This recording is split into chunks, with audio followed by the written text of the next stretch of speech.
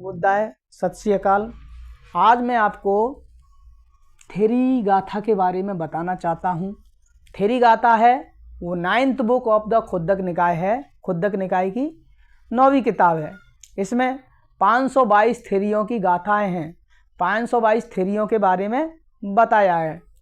आज मैं थेरी गाथा की कहानी आपको क्यों सुना रहा हूँ, थेरी गाथा पे बात क्यों कर रहा हूँ, क्योंकि थेरी गाथा में सबसे पहले महिलाओं को स्वतंत्रता का अधिकार दिया गया। भारत में सबसे पहले स्वतंत्रता का अधिकार दिया वो भगवान बुद्ध ने, बौद्ध धर्म में मिला। महिलाओं को स्वतंत्रता का, शिक्षा का अधिकार नहीं था। तो पहली बार स्वतंत्रता का अधिकार महिलाओं को दिया वो बौद्ध धर्म में दिया। और थेरी गाथा में इसी तरह की 522 थेरियों की गाथाएं हैं। तो आज मैं थेरी गाथा से पटाचारा की कहानी को आपके सामने लेकर आया हूँ। जो थेरी पटाचारा हैं उनका मूल नाम था रूपमती, जो बहुत ही खूबसूरत और आकर्षक थी। इनके पिताजी धनाढ्य व्यापारी थे। इनके घर में बहुत सारे नौकर चाकर कार्य करते थे। पटाचारा थी, उनका प्रेम प्रसंग एक नौकर के साथ में हो जाता है। नौकर के साथ में उनका प्रेम प्रसंग हो जाता है, जो कि एक मामूली बात नहीं है। चूँकि वो एक सामंती फैमिली से बिलोंग करती थी, तो उनका इस तरह का प्रेम प्रसंग हो जाना अच्छी बात नहीं थी उनके लिए। इसलिए और इसी प्रकरण में वो क्या हो जाती है, प्रेग्नेंट हो जाती हैं। तो प्रेग्नेंट होने से वो अपने प्रेमी के साथ में घर से भाग जाती हैं। जब घर से भाग जाती हैं जंगल में रहने लगते हैं। चूँकि वो प्रेग्नेंट थी तो उनका पहला बच्चा पैदा होने वाला होता है। तो पटाचारा अपने हस्बैंड से कहती हैं कि चलो मैं इस बच्चे को अपने माँ और पिताजी के घर में जन्म दूंगी। लेकिन वो आ नहीं पाते हैं। तो पहला बच्चा जब पैदा हो जाता है फिर वो अपने कामों में लग जाते हैं। फिर जो दूसरा बच्चा है वो पैदा होने वाला होता है। तो थेरी कहती हैं पटाचारा कि चलो अपने मम्मी पापा के घर में चलते हैं, सब भूल जाएंगे, मैं अपने बच्चे को जन्म वहाँ पे दूंगी। तो उनके जो हस्बैंड है एक दिन जाते हैं, जंगल में जाते हैं। तो जंगल में उनको सांप डस जाता है, जिसके कारण उनकी मृत्यु हो जाती है। जब मृत्यु हो जाती है दूसरा बच्चा भी पैदा हो जाता है। तो पटाचारा अकेली रहती है।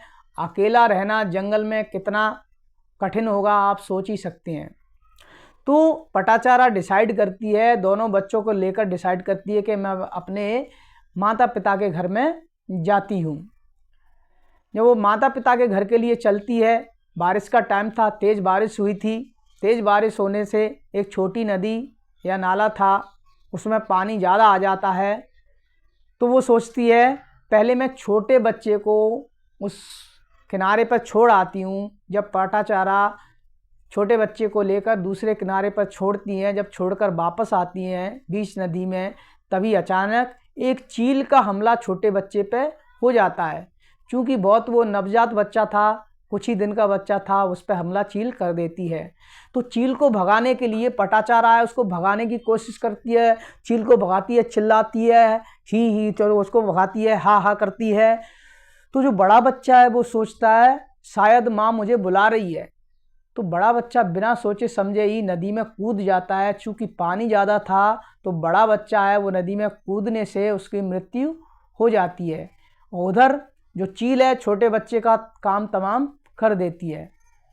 इस तरह से दोनों बच्चे मारे जा चुके थे। तो पटाचारा एकदम पागल सी हो जाती है और पागल सी रोती हुई अपने गांव की तरफ आती है। जब गांव के पास आती है वहाँ पे देखती है कि बाढ़ आ गई है। बाढ़ से पूरा का पूरा गांव बह गया है। तो इस बाढ़ से उसके माता पिता, भाई बहन सभी की मृत्यु हो गई थी। तो इस बात से उसका हस्बैंड मर गया, उसके दोनों बच्चे मर गए, उनकी मृत्यु हो गई।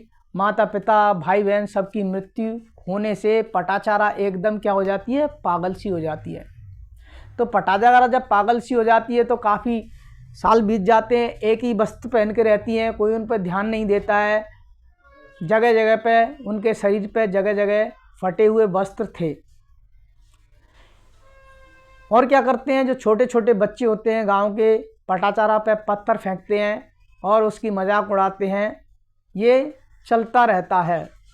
एक दिन वहाँ से भगवान बुद्ध गुजरते हैं, तो भगवान बुद्ध जब वहाँ से गुजरे तो उन्होंने देखा कि पटाचारा कैसी है और कितनी यातना सह रही है। तो पटाचारा के जो वस्त्र फटे हुए थे, भगवान बुद्ध ने अपना वस्त्र, अपना चीर है वो क्या दे दिया, पटाचारा को उड़ा दिया और भगवान बुद्ध पटाचारा को अपने साथ में ले गए। पटाचारा को बुद्ध ने बौद्ध धर्म में दीक्षित किया और महिलाओं के संघ में शामिल कर दिया।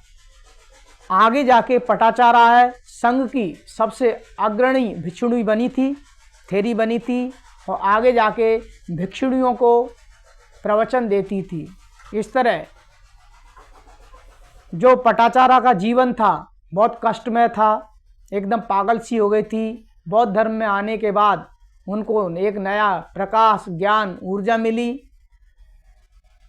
तो ये थी पटाचारा की कहानी। इसी तरह की कहानी आगे भी लेकर आऊँगा थेरीगाता की। जय भीम, नमो बुद्धाय। धन्यवाद।